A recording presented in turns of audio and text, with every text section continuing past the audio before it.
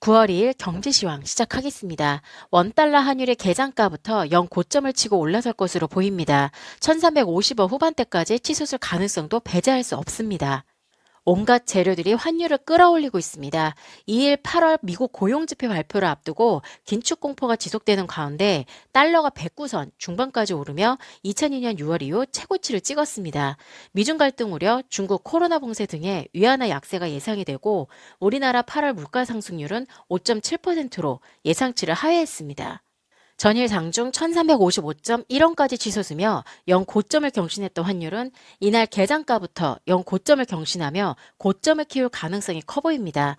시장에선 1380원이 새로운 지지선이 될 것으로 예상하는 만큼 추가 상승의 제한이 있을지 주목됩니다.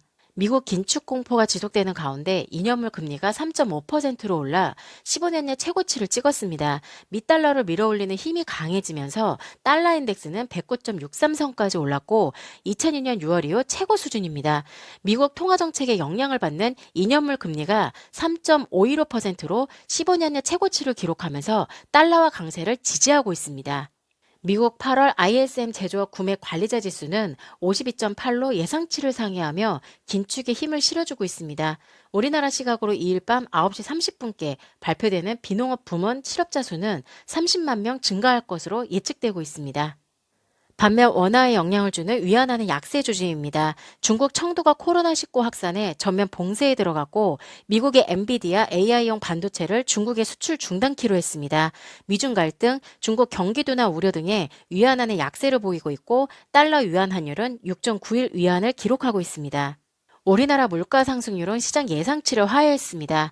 통계청이 발표한 8월 물가 상승률은 전년 동월비 5.7%로 이데일리가 7명의 애널리스트를 대상으로 설문조사한 결과 6.3%를 크게 하회했습니다. 예상치를 하회했다고 해도 우리나라 통화정책 기조에 변화가 생기기는 어려워 보입니다. 한국은행 총재가 미국보다 먼저 금리 인상을 종료하기 어렵다고 밝혔기 때문에 연준의 긴축 기조를 후행하는 움직임을 보일 것으로 예상됩니다.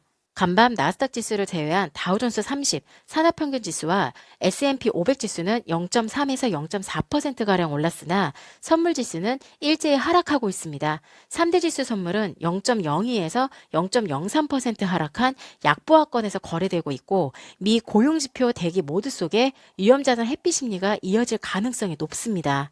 외국인 투자자들이 국내 증시에서 순매도세를 이어가면서 코스피 지수 추가 하락 가능성도 배제할 수 없습니다. 이는 원화의 추가 약세 재료로 작용할 전망입니다. 이 시각 시황 마치겠습니다. 코인하는 나나였습니다.